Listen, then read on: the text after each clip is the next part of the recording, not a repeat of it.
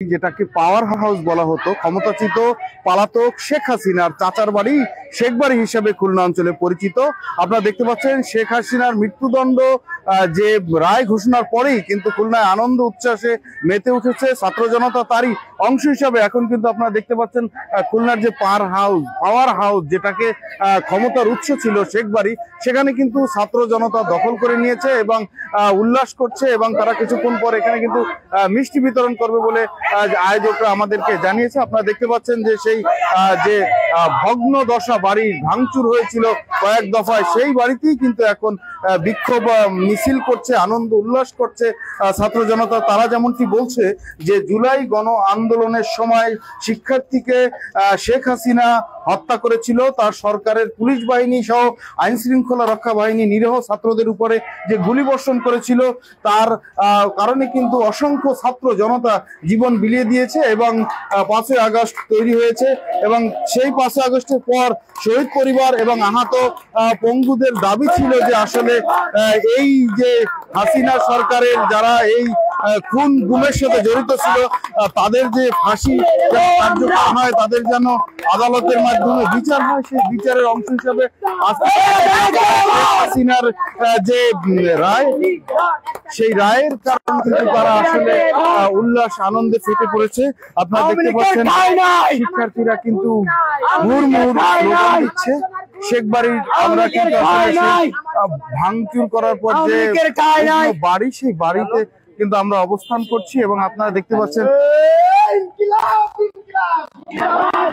এখানে আনন্দ উল্লাস করছে। আপনারা দেখতে পাচ্ছেন সেই শেখ বাড়ি, যে শেখ বাড়িতে কিন্তু আসলে কোনোই এখন সেই চিহ্ন আর নেই। আমরা কিন্তু আসলে সেই শেখ বাড়িতে দাঁড়িয়েই কিন্তু উল্লাস করছে শিক্ষার্থীরা।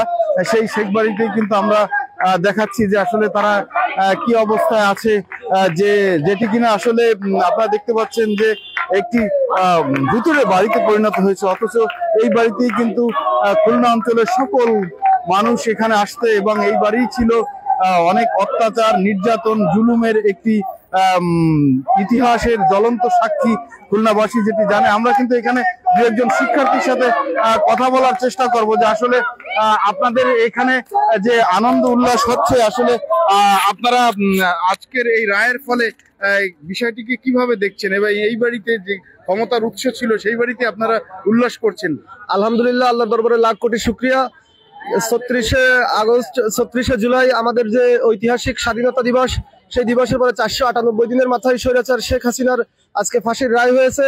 এতে আমরা সারা দেশের মুক্তি জনতা এবং মুক্তিকামী ছাত্র জনতা সবাই আল্লাহর কাছে শুকরিয়া আদায় করছি এবং আল্লাহর কাছে সন্তুষ্টি আদায় করছি যে আমরা খুব দ্রুত ইনশাল্লাহ এই রায় কার্যকর হবে এবং আবু সাঈদ মুগ্ধ সহ যত ছাত্র জনতা শহীদ হয়েছে তাদের রক্তের ঋণ শোধ হবে এবং ইনশাল্লাহ এই খুলনা সহ সারা বাংলাদেশে আওয়ামী লীগের কোনো স্থান আর হবে না। সাধারণ ছাত্র সমাজ থাকতে আওয়ামী লীগকে আর বাংলার মাটিতে কোনোদিন আসতে দেওয়া হবে না। ধন্যবাদ। ধন্যবাদ। আমরা আরেক শিক্ষার্থীর সাথে আসলে কথা বলবো। তারা দীর্ঘ সময় যাবত এখানে কিন্তু আনন্দ উল্লাস করছে। আমরা এমনই এক বৈষম্য বিরোধী আন্দোলনের নেত্রী, তার সাথে একটু জানার চেষ্টা করব যে আসলে আপনাদের প্রত্যাশাটা কি।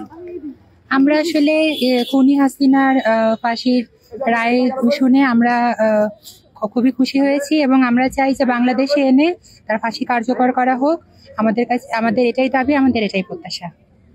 দর্শক, আসলে সাধারণ যারা শিক্ষার্থী তারাও কিন্তু এই দাবি জানাচ্ছে যে অবিলম্বে শেখ হাসিনাকে যেন বাংলাদেশে ফিরিয়ে আনা হয় এবং তার যে ফাঁসির রায় হয়েছে এই রায় যেন কার্যকর করা হয়। আমরা আসলে আরেক শিক্ষার্থীর কাছে একটু জানতে চাবো যে আসলে আপনারা রায়ের পরে খুলনার যে সাধারণ শিক্ষার্থীটা এরা আনন্দ উল্লাসে কেন এই বাড়িতে আসলেন?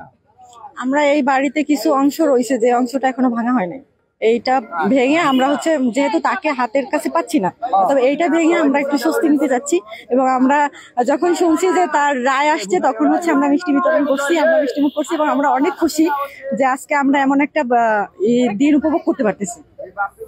দর্শক, আপনারা দেখছেন এখানে যারা আয়োজক তারা কিন্তু আমাদেরকে জানিয়েছে যে আসলে কিছুক্ষণ পর তারা কিন্তু এখানে বুলডোজার যে কার্যক্রম পরিচালনা করবে এবং একই সাথে কিন্তু তারা এখানে মিষ্টি বিতরণ করবে বলে আমাদের জানিয়েছে।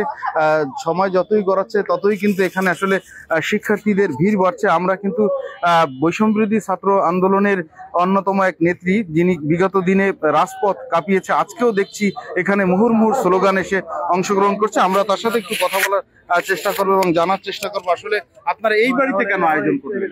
আমরা আজকে তো হচ্ছে আপনারা সবাই দেখছেন যে শেখ হাসিনার ফাঁসির রায় হয়েছে, তো আমরা সবাই আর কি আনন্দ উদযাপন করার জন্য এখানে আসছি আর এই শেখ বাড়ি ঘুরাই দেওয়ার জন্য আসছি। কারণ এইখানে হচ্ছে যত ধরনের অন্যায় অত্যাচার মানে সবকিছুই হয়েছে, তো আমাদের রাগটা এক প্রকার থেকেই যায়।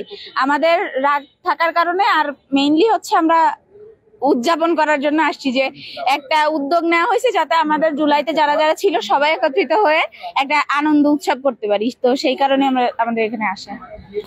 দর্শক আসলে আপনাদের যেমনটি আমরা বলছিলাম যে আসলে এই বাড়ি ছিল ক্ষমতার উৎস। শেখ হাসিনার চাচাতো ভাই তারা কিন্তু এই অঞ্চলের সংসদ সদস্য ছিল, তারা কিন্তু এই অঞ্চলের যত ক্ষমতা সেগুলো তারাই এখান থেকে বন্টন করত।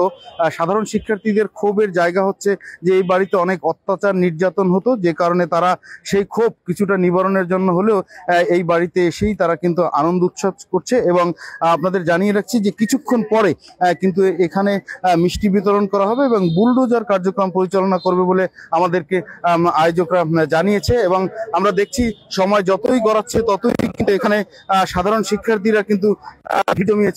দর্শক, এই ছিল আমার কাছে শেখ হাসিনার রায়ের পরে খুলনার সর্বশেষ খবর। এতক্ষণ আপনাদের সাথে যুক্ত ছিলাম আমি মাহবুবুর রহমান মুন্না, বাংলা নিউজ 24 খুলনা।